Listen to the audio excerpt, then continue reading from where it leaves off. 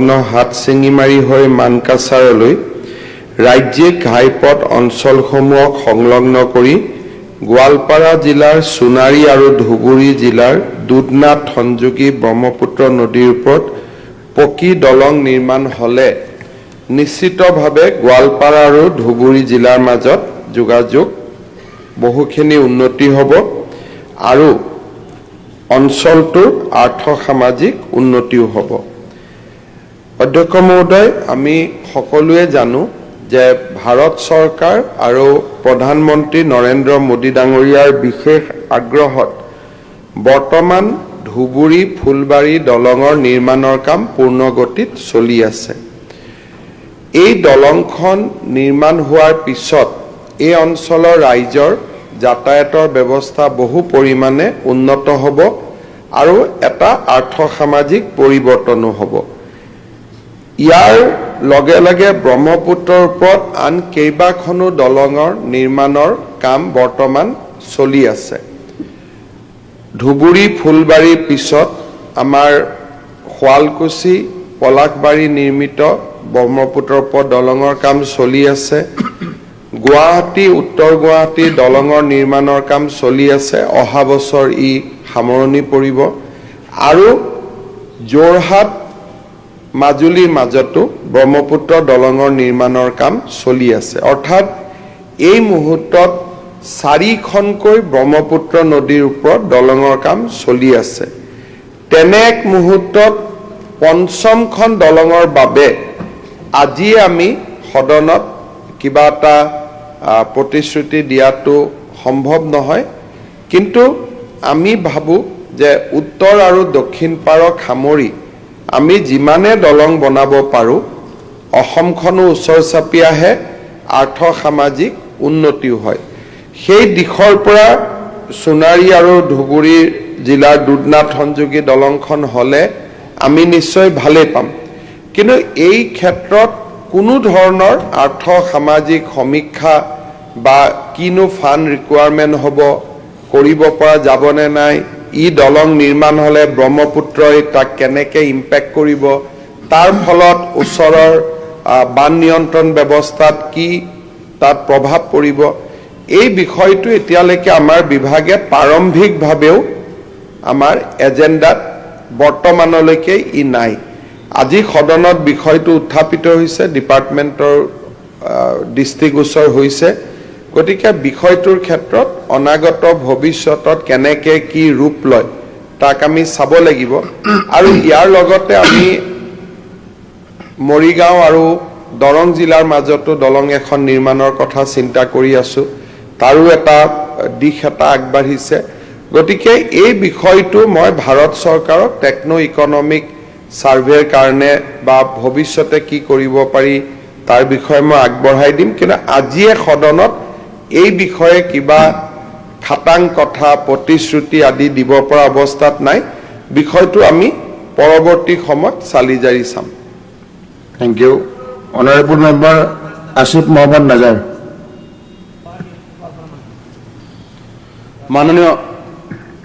মাননীয় উপাধ্যক্ষ মহোদয়, যোৱা 27 ফেব্ৰুৱাৰী 2024 তাৰিখে মই এইখন পবিত্ৰ সদনত মৰিগাঁও জিলাত অন্ত্যোদয়া কাৰ্ড AOI কাৰ্ড লৈ চলি থকা দুৰ্নীতিৰ সম্পৰ্কত কিছু তথ্য সহকাৰে আগবঢ়াইছিলোঁ। মাননীয় উপাধ্যক্ষ মহোদয়, 2015 চনত national food security act December মাহত আহিছিলে আৰু এই নেশ্যনেল ফুড ছিকিউৰিটি এক্ট অহাৰ লগে লগে যিবোৰ AOI কাৰ্ড আছে, অন্ত্যোদয়া কাৰ্ড, সেইবোৰ অন্তৰ্ভুক্ত হৈ গৈছিলে। কিন্তু দেখা গৈছে মৰিগাঁও জিলাত বিগত 1.5 বছৰ ধৰি এই AOI কাৰ্ডৰ সংখ্যা বৃদ্ধি পাইছে। অধ্যক্ষ মহোদয়, এই বস্তুটো বুজিবলৈ অতি সহজ যে যিবোৰ কাৰ্ড 2015 চনত বন্ধ হৈ গৈছে সেইবোৰ কাৰ্ড এতিয়া কিছু বছৰ ধৰি কেনেকৈ বৃদ্ধি পালে। মাননীয় উপাধ্যক্ষ মহোদয়, এটা আচৰিত কথা হ'ল যে 25 ফেব্ৰুৱাৰী তাৰিখে অসমীয়া খবৰ বাতৰি কাকতত এই AAY কাৰ্ড বৃদ্ধি পোৱাৰ খবৰটো ওলাইছিলে। এই বাতৰি কাকত মোৰ লগত এতিয়াও আছে, তাত লিখা আছিলে অন্ত্যোদয়া কাৰ্ড বন্ধৰ পাছতো গোপনে বিতৰণ, মৰিগাঁও যোগান বিভাগত ভয়াৱহ কাণ্ড। তাত লিখা হৈছিলে মৰিগাঁও জিলা খাদ্য আৰু অসামৰিক যোগান বিভাগৰ কাৰ্যালয়ত যেন নিজৰ আইনমতে পৰিচালিত হয়।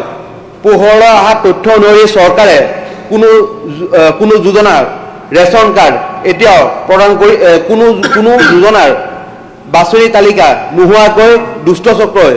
সমবায় সমিতিৰ সৈতে গোপন বুজাবুজি কৰি অন্ত্যোদয়া অন্ন যোজনাৰ ৰেচন কাৰ্ড এতিয়াও প্ৰদান কৰি আছে। অভিযোগ অনুসৰি চৰকাৰৰ বাছনি তালিকা নোহোৱাকৈ 246খন অন্ত্যোদয়া অন্ন যোজনাৰ ৰেচন কাৰ্ড মৰিগাঁও খাদ্য আৰু অসামৰিক যোগান বিভাগৰ কাৰ্যালয়ত সক্ৰিয় হৈ থকা দুষ্ট চক্ৰই 30,000 টকাকৈ সংগ্ৰহ কৰি বৰ্তমানে প্ৰদান কৰি আছে। একেদৰে 204খন অন্ত্যোদয়া অন্ন যোজনা ৰেচন কাৰ্ডৰ নাম সলনি কৰি ধনৰ বিনিময়ত নতুন মানুহৰ নাম অন্তৰ্ভুক্ত কৰিছে। মাননীয় উপাধ্যক্ষ মহোদয়, ইয়াৰ ভিতৰত মই এটা উদাহৰণ দিব বিচাৰোঁ যে 25 তাৰিখে বাতৰি কাকতত এই খবৰটো ওলোৱাৰ পিছত 26 তাৰিখে সেই বাতৰি কাকতত ওলোৱাৰ দ্বিতীয় দিনাই বহুতকেইটা AAY কাৰ্ড যিটো ছিষ্টেম আছে সেই ছিষ্টেমৰ পৰা ডিলিট কৰি দিয়া হয়। তাৰ ভিতৰত এটা উদাহৰণ মই পঢ়ি শুনাব বিচাৰিছোঁ। AAY কাৰ্ড নম্বৰ 18100790947 এই কাৰ্ডৰ গৰাকীৰ নাম আছিলে হামিদা খাতুন, এজেণ্টৰ নাম আছিলে আব্দুল কাছেম। আৰু এই AAY কাৰ্ড বনাওঁতে তাত এটা পাছৱৰ্ড লাগে। মাননীয় অধ্যক্ষ মহোদয়, এইটো এটা গুৰুত্বপূৰ্ণ কথা। যদি কোনো AAY কাৰ্ড দিব লাগে বা ডিলিট কৰিব লাগে, যিজন ADS থাকে ADSৰ পাছৱৰ্ড লাগে। এই পাছৱৰ্ড অবিহনে কেতিয়াও ডিলিট কৰিব নোৱাৰে। মোৰ লগত এইটোৰ ওপৰত বহুত তথ্য আছে যে 246খন নতুন AAY কাৰ্ড দিছে, তাৰ ভিতৰত 204খন বেনিফিচিয়াৰীৰ নাম চেঞ্জ কৰি বেলেগক দি দিয়া হৈছে। মই যদি তাৰ উদাহৰণ দেখুৱাব বিচাৰোঁ, এই হামিদা খাতুনৰ কথা ক'লোঁ। মাননীয় উপাধ্যক্ষ মহোদয়, ইয়াত government of Assam, department of food civil supply and consumer affair, FPS wise RCN member details, ইয়াত ডিটেইলছ লিখা আছে। মাননীয় উপাধ্যক্ষ মহোদয়, যদি ইয়াত অতি সহজে আমাৰ ইয়াত যিসকল মাননীয় সদস্য আছে চবেই বুজি পাব যে যদি এটা AAY কাৰ্ডত 35 কেজি চাউল দিয়ে, 246টা AAY কাৰ্ড যদি ডিলিট কৰা হয় বা নতুনকৈ অন্তৰ্ভুক্ত কৰা হয়, যিটো এলটমেণ্ট এটা জিলাত যিটো এলটমেণ্ট যায় চাউলৰ, সেই এলটমেণ্ট নেক্সট মাহত বাঢ়ি যাব। যদি AAY কাৰ্ড ডিলিট কৰে, নেক্সট মাহত যিটো এলটমেণ্ট যাব, এলটমেণ্ট কমি যাব। অতি সুন্দৰকৈ জল পটকৈ ওলাই আছে যে ইয়াত এটা দুষ্কৃতিকাৰীয়ে এইটো দুষ্ট চক্ৰ চলাই আছে। কিন্তু ইয়াৰ পিছত এইখিনি কথা মই যোৱা সদনত উত্থাপন কৰাৰ পিছতো মাননীয় মন্ত্ৰী মহোদয়ে জিলা উপায়ুক্তক তদন্ত কৰিব দিছিলে। কিন্তু তদন্ত অলপ লেট কৰি পেলাই হ'ব এই ছাৰ এক মিনিট, জিলা উপায়ুক্তই লোকসভা নিৰ্বাচনৰ আগে আগে কৈছে যে ADSৰ কোনো হাত নাই আৰু এখন দুখমুক্ত চাৰ্টিফিকেট দি দিছে। এই দুখমুক্ত চাৰ্টিফিকেট দিয়াৰ পিছত ADS ডাঙৰীয়াই, ADS মতিউৰ ৰহমান ডাঙৰীয়াই এজেণ্টবোৰক মাতি আনি কৈ আছে যে চৰকাৰে একো কৰিব নোৱাৰে, তোমালোকে অপেন পইচা লোৱা। এতিয়া মৰিগাঁও জিলাত অকল AAY কাৰ্ড নহয়, যিমান ৰেচন কাৰ্ড আছে গোটেইকেইটাতে অপেন পইচা লৈ আছে এজেণ্টৰ থ্ৰু দি। প্ৰায় 2 কোটি টকাৰ কেলেংকাৰী আছিলে, কিন্তু কোনো তদন্ত নহ'ল। আৰু এতিয়া ছাৰ আৰু চবতকৈ ডাঙৰ কথাটো হ'ল, এই জিলা উপায়ুক্তই তেখেতক নিৰ্দোষী সাব্যস্ত কৰাৰ পিছতেই আমাৰ যেতিয়া নিৰ্বাচনৰ সময়ত অধিসূচনা জাৰি হৈছিলে 16/3/2024, এই অধিসূচনা জাৰি হোৱাৰ পিছত 30/3/2024 2024 তাৰিখে নতুন AY কাৰ্ড এপ্ৰুভ দিছে ইয়াৰ Thank you. তথ্য মোৰ ওচৰত আছে যে নিৰ্বাচনৰ অধিসূচনা জাৰি হোৱাৰ পিছত যদি সাবমিট কৰি দিয়ক এক মিনিট হৈ গ'ল মিনিষ্টাৰ স্যাৰ এক মিনিট হৈ গ'ল নিৰ্বাচনৰ অধিসূচনা জাৰি হোৱাৰ পিছত এই তথ্য দিছে যে ৰফিকুল ইছলাম মুকৰেজা খাতুন মহবুব জামান শাহ সাজিদা খাতুন হাসনাৰা খাতুন এনেকুৱা 6খন নতুন কাৰ্ডৰ তথ্য আছে নিৰ্বাচনৰ অধিসূচনা জাৰি হোৱাৰ পিছত এপ্ৰুভ দিয়াৰ আপুনি সাবমিট কৰি দিয়ক কাৰণ এডিএছ ডাঙৰীয়াৰ পাছৱাৰ্ড নহয় গ'ল কেতিয়াও এপ্ৰুভ দিব নোৱাৰে কোনো ডিলিট কৰিব নোৱাৰে তাৰ পিছতো ইয়াৰ কিয় ইনকুৱাৰী হোৱা নাই গতিকে মই আপোনাৰ জৰিয়তে এটা সদন কমিটি উত্থাপন কৰি তাৰ তদন্ত কৰিবলৈ অনুৰোধ জনাওঁ অনাৰেবল মিনিষ্টাৰ উত্তৰটো শুনি লওক উপাধ্যক্ষ ডাঙৰীয়া আমাৰ মাননীয় বিধায়ক আসিফ মহম্মদ নাজাৰ ডাঙৰীয়াই যোৱা 27 ফেব্ৰুৱাৰী 2024 তাৰিখে এই বিষয়ে মোক এটা অভিযোগ দিছিলে আৰু এই অভিযোগ দিয়াৰ লগে লগে মই আমাৰ বিভাগৰ জৰিয়তে মৰিগাঁও জিলাৰ আয়ুক্তক বিশদভাৱে তদন্ত কৰিবলৈ দায়িত্ব দিছিলোঁ আৰু তেতিয়া জিলা আয়ুক্তগৰাকীয়ে অতিৰিক্ত জিলা আয়ুক্ত শ্ৰীমতী সংগীতা বৰঠাকুৰৰ জৰিয়তে তেখেতে তদন্ত কৰিছিলে আৰু সেই তদন্ত কৰাৰ পিছত তাত আমি হিতাধিকাৰী বাছনি আৰু RCMত এণ্ট্ৰিৰ ক্ষেত্ৰত আমি বিসংগতি দেখা পাইছিলোঁ আৰু এই বিসংগতি কৰাৰ ক্ষেত্ৰত মূলগতভাৱে যিগৰাকী ব্যক্তি দোষী সেইগৰাকী আছিলে ডাটা এণ্ট্ৰি অপাৰেটৰগৰাকী কাৰণ কিয় আপোনালোকে নিশ্চিতভাৱে জানে যে আমি যে আজি শেহতীয়াকৈ যি 42 লাখ যি মানুহক যি আমি ৰেচন কাৰ্ড দিলোঁ আৰু এই ৰেচন কাৰ্ড দিয়াৰ ক্ষেত্ৰত 42 লাখ মানুহৰ বা লগতে ৰেচন কাৰ্ড 10,75,000 এইবোৰ দিয়াৰ ক্ষেত্ৰত আমি ডাটা এণ্ট্ৰি অপাৰেটৰসকলক নিয়োগ কৰিছিলোঁ আৰু ঠিক তেনেকুৱাকৈ আমাৰ এই বিভাগৰ ডাটাৰ ক্ষেত্ৰত আমাৰ সকলো জিলাতে যিবোৰ ডাটা এণ্ট্ৰি অপাৰেটৰ আছে সেই ডাটা এণ্ট্ৰি অপাৰেটৰসকলক যিহেতু পাছৱাৰ্ডটো দিয়া থাকে কাৰণ সেইকেইদিন অথৰাইজ কৰা থাকে আৰু সেইকেইদিন তেখেতে বিসংগতিভাৱে কিছু ডাটা এণ্ট্ৰি অপাৰেটৰজনে নাম সংযুক্ত কৰিছিলে আৰু সেই সংযুক্ত কৰাৰ পিছত আমি যেতিয়া আখুৱাপূৰ্ণ হিতাধিকাৰীৰ নাম যেতিয়া আমি ধৰা পেলোৱাৰ পিছত আমি এতিয়া RCMৰ ডাটাবেছৰ পৰা সেইবোৰ কপন কৰিছোঁ নম্বৰ 2 যে লগতে এই নীতিবহুলভাৱে যি অন্তৰ্দয়া অন্ন আঁচনিৰ জৰিয়তে যিসমূহ এপ্ৰুভ কৰা হৈছিলে আৰু সেই এপ্ৰুভ কৰাৰ বাবে জনক লাভাজুৰ ৰহমানৰ নামৰ ডাটা এণ্ট্ৰি অপাৰেটৰজনক চিৰদিনৰ কাৰণে উক্ত জিলাত আমি কৰ্ম বন্ধ কৰিছোঁ তাৰোপৰি আমি বিভাগে মৰিগাঁও সদৰ থানাত এখন FIR দাখিল কৰিছিলে আৰু সেই FIR দাখিল কৰাৰ পিছত এতিয়া গোটেই বিষয়টো বিবেচনাধীন হৈ আছে কিন্তু তৎকালীনভাৱে আমি যিসমূহৰ নাম বাতিল কৰিছোঁ সেইসমূহৰ নাম হৈছে ৰুমিনা বেগম ৰুবিনা ইয়াছমিন লতিফুল হাৱা নাফিছা হক চৌধুৰী আৰু শামছুন নাহাৰ গতিকে এওঁলোকক যিহেতু আমি বাতিল কৰিছোঁ আৰু কেছটো যিহেতু আমাৰ হেৰিয়াত আছে এতিয়া কথা হৈছে কি উপাধ্যক্ষ ডাঙৰীয়া যিহেতু আমাৰ AY যি আঁচনি সেই আঁচনিৰ চাউল পায় প্ৰতি কাৰ্ডত পায় 35 কিলোকৈ তাত যদি কিবা কাৰণত যদি পৰিয়ালৰ ভিতৰত সদস্য যদি দুজনো থাকে তেতিয়াহ'লে 35 কিলো চাউল তেওঁ পায়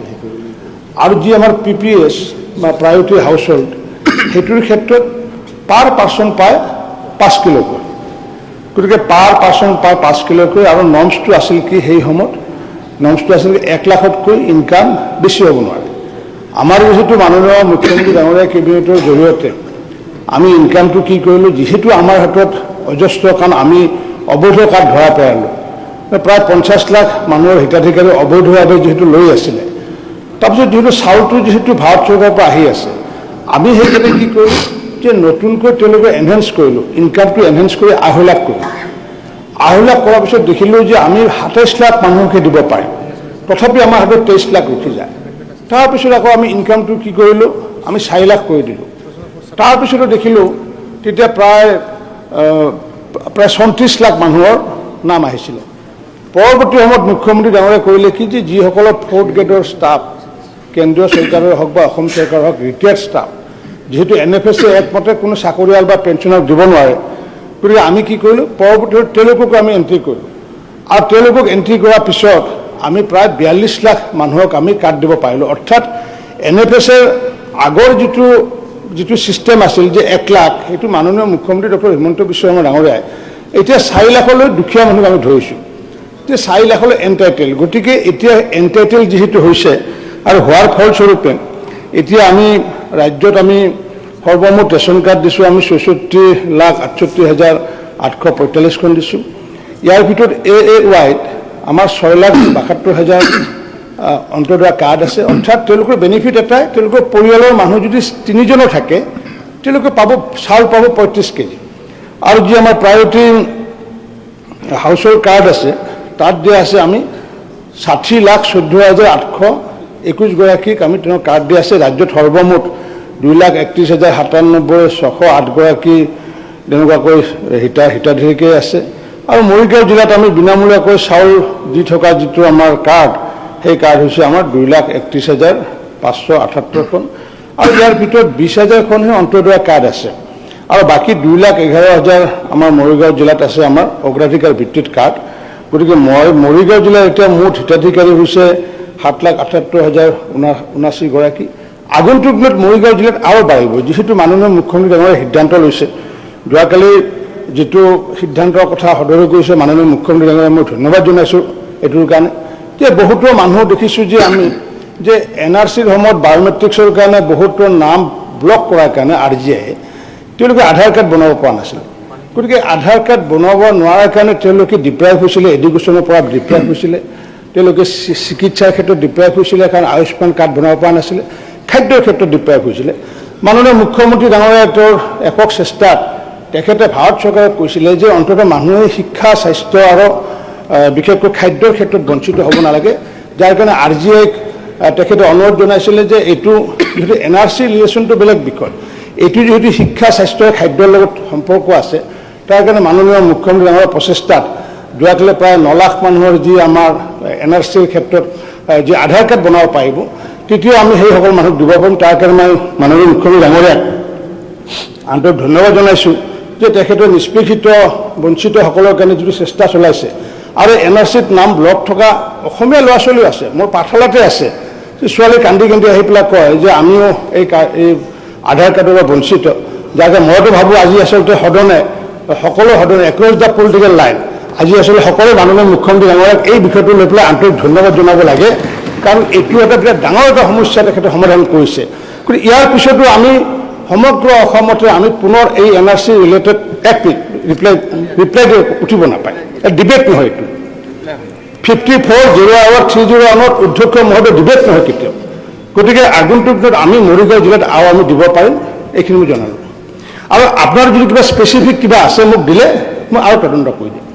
ছাৰ কুৱেশ্যন বেলেগ আপুনি বেলেগ কেনেকৈ হ'ব কাৰণ কৈছোঁ নিৰ্বাচনী অধিসূচনা জাৰি হোৱাৰ পিছত 30টা কাৰ্ড 6টা কাৰ্ড বিতৰণ কৰা হৈছে AOY কাৰ্ড AOY কাৰ্ড মই এটা কথা আপোনাৰ পৰা জানিব বিচাৰিছোঁ AOY কাৰ্ড যদি ADS ডাঙৰীয়াৰ পাছৱাৰ্ড নোহোৱাকৈ এই